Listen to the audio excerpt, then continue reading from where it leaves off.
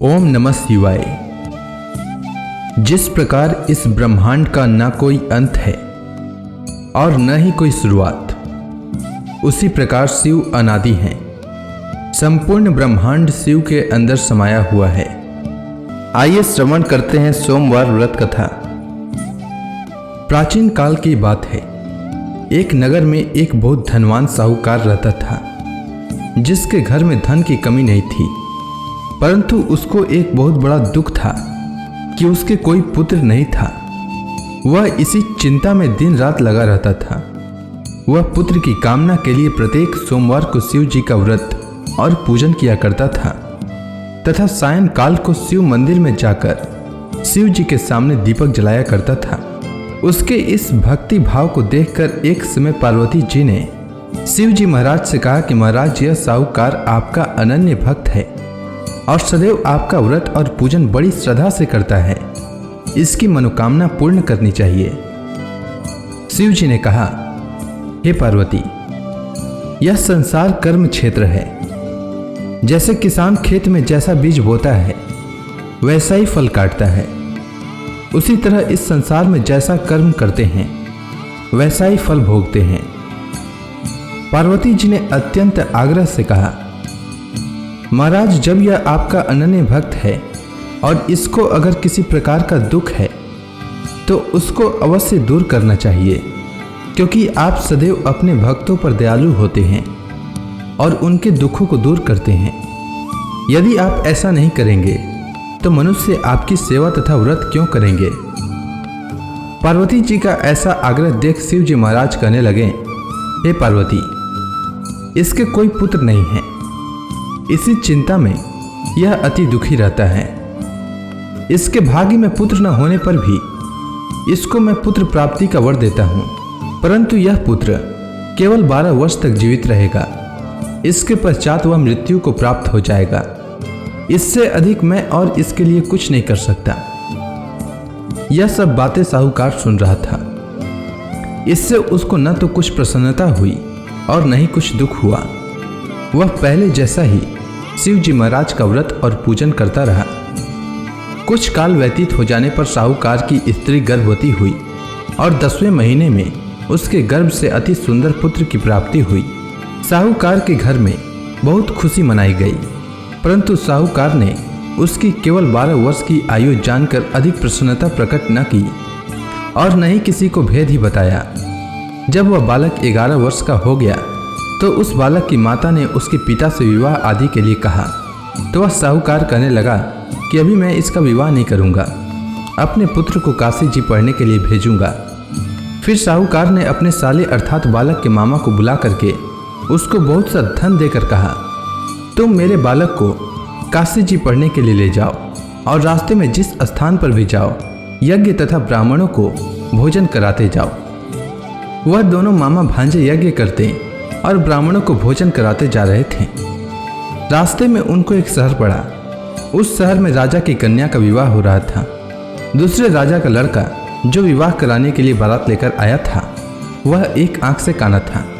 उसके माता पिता को इस बात को लेकर बड़ी चिंता थी कि कहीं वर को देखकर कन्या के माता पिता विवाह में किसी प्रकार की अड़चन पैदा न कर दें।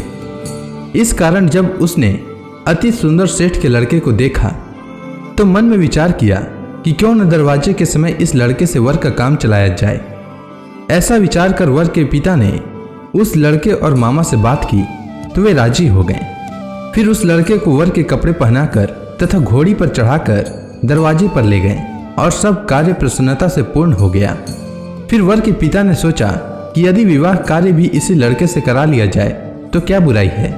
ऐसा विचार कर लड़के और उसके मामा से कहा, यदि आप फेरों का काम और कन्यादान के काम को भी करा दें तो आपकी बड़ी कृपा होगी और मैं इसके बदले में आपको बहुत कुछ धन दूंगा। तो उन्होंने स्वीकार कर लिया और विवाह कार्य भी बहुत अच्छी तरह से संपन्न हो गया।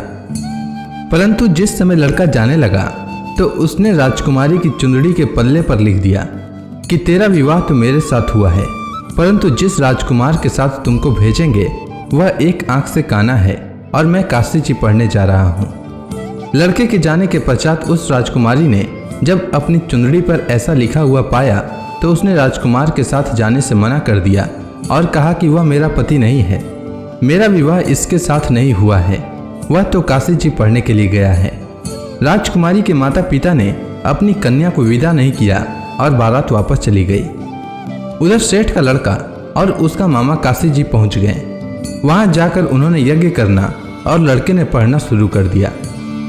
जब लड़के की आयु 12 वर्ष की हो गई तो उस दिन उन्होंने यज्ञ रचा रखा था कि लड़के ने अपने मामा से कहा कि मामा जी आज मेरी तबीयत कुछ ठीक नहीं है।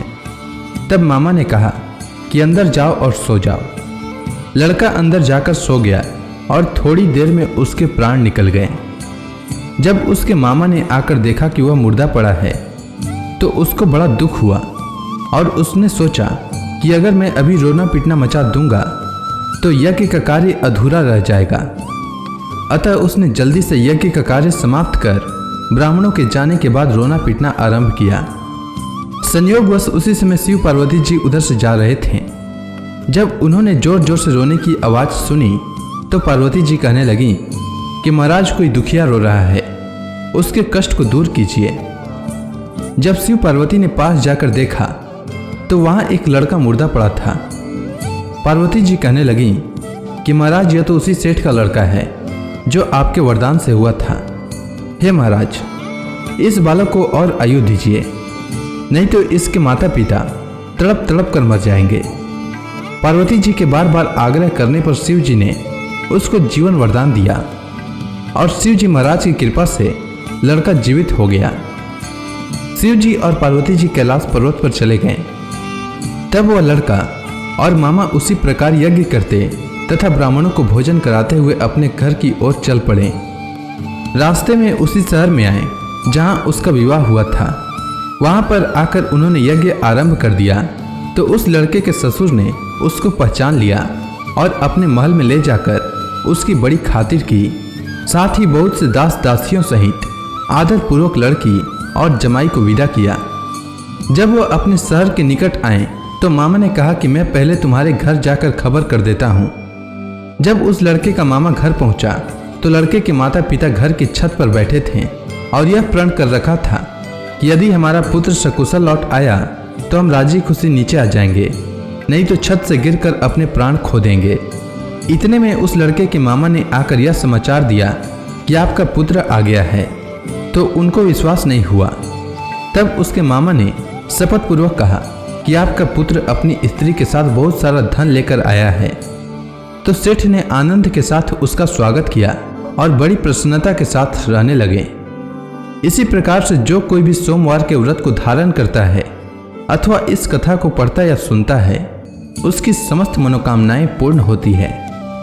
उम्मीद है आपको सोमवार व्रत की कथा अच्छी लगी होगी। अगर आपको यह वीडियो अच्छी लगी हो तो कमेंट सेक्शन में ओम नमः शिवाय लिखना न भूलें। धन्यवाद।